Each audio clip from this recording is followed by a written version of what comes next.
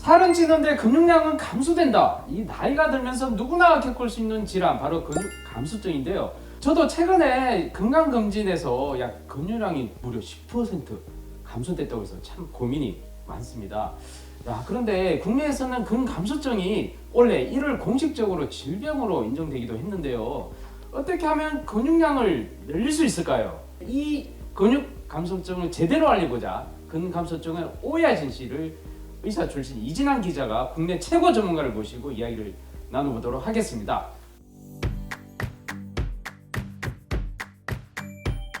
짠! 드디어 모셨습니다. 안녕하세요. 네, 안녕하십니까. 네. 소개 부탁드립니다. 저는 경희대학교 병원 가정의학과에 있고요. 대한근감소증학회 회장을 맡고 있습니다. 원장원입니다.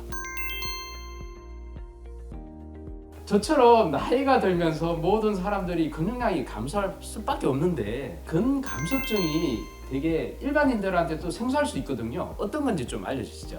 나이가 들면서 아니면 또 질병 때문에 근육량이 과도하게 줄어드는 것. 그러니까 너무 많이 줄어들고 네네. 그뿐만 아니라 근육의 기능이 네. 같이 많이 떨어지는 경우에 근육 감소증이라고 하게 되겠고요. 이런 분들은 아무래도 낙상이나 골절, 네. 사망의 위험성이 증가되기 때문에 질병으로 지금 인정되고 있습니다. 그럼 이 근감소증으로 진단받으려면 단순히 근육량 감소로 받을 수 있는 건가요? 어떻습니까? 말은 근육 감소증이니까 근육량이 줄어든 거라고 생각할 수 있겠지만은 거기에 근육의 기능, 그러니까 네. 근력이나 보행 능력이 같이 떨어져 있을 때 근육 감소증이라고 하게 되겠고요. 왜 그렇게 근육량뿐만 아니라 그런 근력이나 보행 속도가 떨어져야 되냐면 네. 이 그래프 보시면 노인들의 경우 저 회색이 1년에 근육량은 1% 줄어들거든요. 그런데 근력은 3%가 줄어들어요. 근육량도 줄어드는 건 중요하지만 나이 들면서 근육 안에 네. 필요하지 않은 지방이나 섬유 조직이 증가하는 이유 때문에 네. 근육 감소증이 생기기 때문에 근육량이 줄어드는 것뿐만 아니라 근력이나 보행 속도가 줄어드는 것이 상당히 중요한. 그렇습니다. 우리나라 그런 근감소증이 좀 네. 어떻게 현황이 어떻게 되는지 좀 알려주시죠. 이에 표에 나오는 그래프가 말이죠. 네. 제가 연구했던 책임자로 있었던 네. 한국 노인 노쇠 코호트 연구라는 게 있어요. 네. 제주도를 포함해서 전국 네. 데이터인데 70세에서 84세 노인 네. 대상으로 조사했을 때 네. 세 번째 그래프 보시면 네. 파란색으로 나와 있는 것이 남자고요. 네. 빨간색이 여자가 되겠습니다. 네. 남자의 경우는 한 25% 정도. 네 명 중에 한 명이네요. 그렇습니다. 네네. 여자는 20% 정도. 네. 5명 중에 1명. 이 사코피니아 근육 감소증에 해당됩니다. 자, 이 근감소증이 대부분 보니까 노인 질환에 영향 끼친다라고 돼 있습니다. 근데 혹시 이 근감소증 일단 받게 되면 어떤 위험들이 있는지 좀 정리 좀 필요할 것 같은데요. 저 그래프 보시면은 네. 그 근력을 본 건데요. 네. 위에 그래프는 근력이 좋은 사람이고 좋은 사람이고. 아래쪽은 근력이 나쁜 사람이 되겠죠. 아, 네. 갈수록 아래 근육 떨어진 사람은 예, 인지 기능이 점점 뚝뚝 훨씬 더 떨어지네요. 많이 떨어진다는 것이 아, 진짜 되겠습니다. 저렇게 많이 떨어집니까? 우와, 논문에 있는 내용입니다. 제가 그린 것이 아닙니다. 아, 네네. 네, 아, 네. 네. 그 다음에 또 당뇨병을 유발해요. 왜냐면은 우리 몸의 탄수화물 포도당 100개 중에 80개는 네. 근육에서 소모해 버려야 되는데 아, 네네. 근육이 약하게 되면 당연히 포도당이 남게 되고 네네. 당뇨가 생기는 거죠. 아니 그럼 근육량만 키워도 당뇨병 예방을 할 수 있는 그런 또 그렇죠. 하나의 계기가 되는 거죠? 그렇습니다. 그렇습니다. 네네. 그리고 또 근육이 모자라게 되면 네. 혈압이 올라가죠. 활동량이 줄어들게 되고 아유 혈압 올라. 그래서 뇌졸중, 네. 심부전 이런 네네. 게 증가하게 돼 있습니다. 심혈관 질환. 이제 없죠? 또 있습니다. 되게 많아요. 그다음에 골다공증도 많이 생겨요. 네. 뼈가 튼튼하려면은 네네. 많이 움직여줘야 되거든요. 네네. 뼈에 충격이 가해져야 그래야 뼈가 튼튼해지는데 근육이 없으면 뼈가 약해지죠.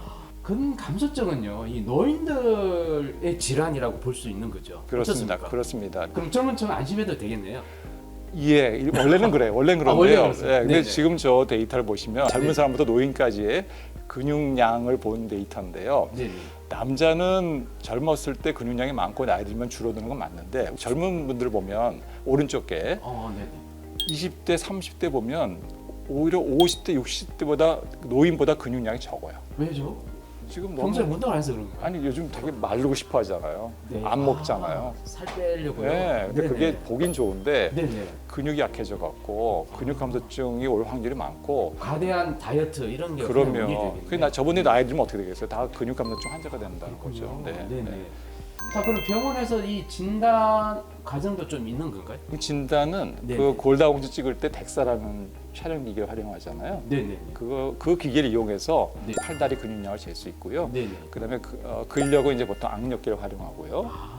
보행 속도는 그냥 저희가 이렇게 걷는 속도를 측정하면 네. 됩니다. 네. 네. 야, 역시 이 근감소증이 감소되는 걸 막으려면 교수님께서 어떻게 해결해 주셔야 되지 않습니까? 이 해결 방법 어떤 것들이 있을까요? 예, 지금 치료제는 개발되고 있어서 지금까지 아. 하시는 거는 네네. 단백질 보충, 아, 그다음에 네네. 운동, 네. 그다음에 이제 비타민 D도 네. 도움이 될 수 있고요. 네네. 혹시 원인 질환이 있으면 치료를 하면 되겠습니다. 근육을 만들 때 단백질, 특히 아미노산, 계란 뭐 이런 거. 그렇죠, 그렇죠. 닭가슴살. 그렇죠, 그렇죠. 네네. 그게 단백질, 또 생선도 많이 들어있고요. 생선도요? 콩 네. 제품도 좋아요. 네네. 그래서 그런 거를 먹으면 근육이 잘 생길 수 있고요. 네네. 근데 운동은 이제 근력 운동이 필요한데요. 네. 일주일에 2번 정도, 한 번에 한 20분 정도는 근력 운동을 일주일에 2번 정도. 그러니까 매일 하면 피곤하니까 한 네. 2, 3일 쉬었다가 또 근력 운동 해주시면 되겠는데, 네네. 그런데 근력 운동만 해서는 사실 효과가 떨어지고요. 네네. 매일같이 유산소 운동, 걷는 운동을 해줘야 돼요. 심폐 기능이 좋아져서 네네. 근력 운동할 때 더 훨씬 쉽게 효과적으로 할 수 있습니다. 네. 그리고 바이타민 D는 네. 무조건 아무나 도움이 되는 건 아니지만 비타민 D 검사, 혈액 검사에서 부족하다 그런 분들은 보충해주면은 근력이 증가할 수 있어요. 자, 우리 평소 운동과 영양분 섭취가 중요하다고 말씀을 하셨습니다. 그 집에서 할 수 있는 방법 어떤 것들이 있는지 또 알려주십시오. 첫 번째는 한 끼에 20g의 단백질을 섭취해야 된다. 아, 네네. 최소한 그 20g 먹어야 되는데요. 네. 그게 젊은 사람보다 노인이 되면 아무래도 똑같은 단백질을 먹어도 근육이 좀 덜 생겨요. 그 아이고. 효율이 떨어져요. 네. 근육에서 단백질을 이용하는 네. 효율이 떨어지는데 아까 근육량도 떨어지고 근력도 떨어지는데. 효율도 좀 떨어지죠. 효율도 떨어지고. 조금 안타깝죠. 그런데 좋은 뉴스가 있어요. 저 왼쪽 네네. 그래프 보면 저 그래프 보다시피 아, 네네. 검은색을 보면은 젊은 사람이 왼쪽이고 오른쪽이 노인인데 네. 젊은 사람보다 노인이 조금 이렇게 낮잖아요. 네네네. 또 검은색 높이가 그렇죠. 효율이 낮다는 건데 네. 회색을 보시면 어. 그 젊은 사람에 비해서 이게 오른쪽이 뭐냐면 이거 운동을 하면서 단백질 섭취를 해주게 되면 네. 젊은 사람이랑 같아 효율이. 그러니까 단백질 네. 섭취만 하지 마시고 운동을 같이 해줘라. 반드시 같이 해라. 예. 네네. 그리고 마지막 중요한 건 뭐냐면 네.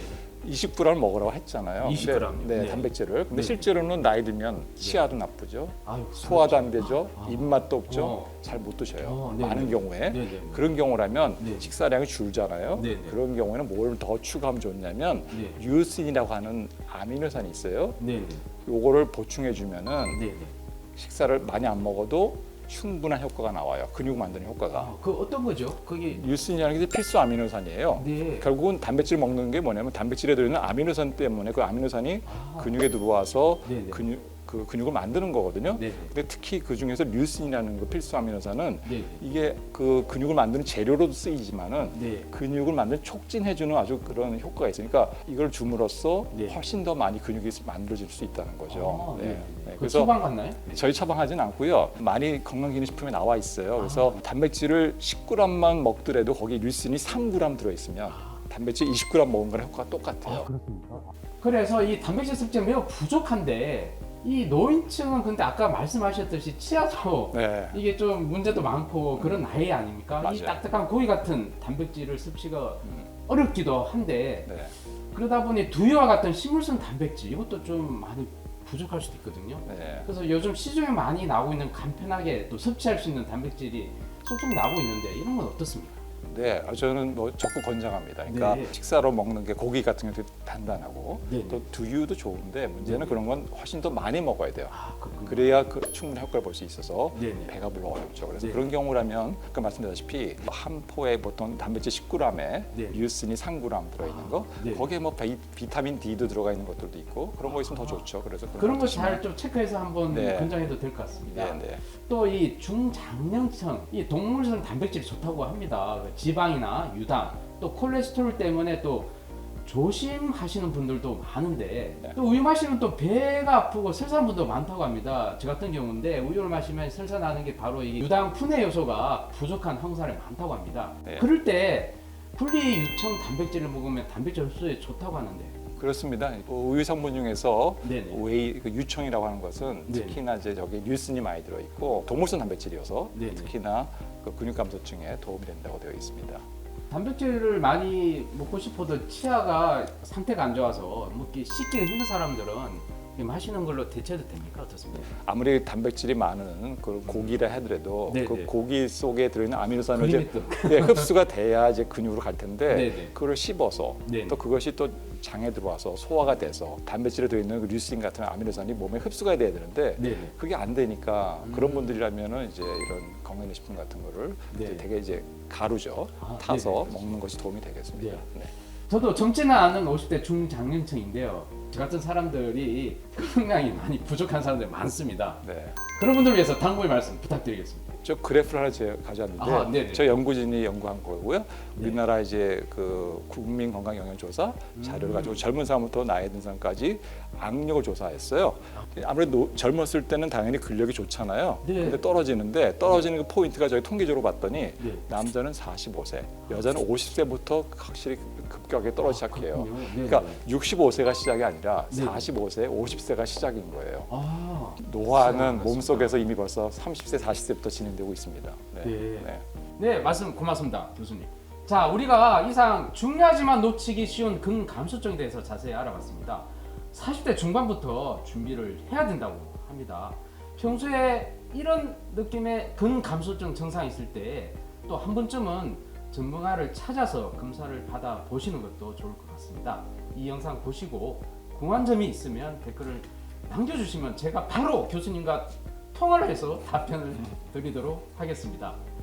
도움이 되셨으면 구독과 좋아요 꼭 눌러주십시오. 감사합니다. 네, 감사합니다.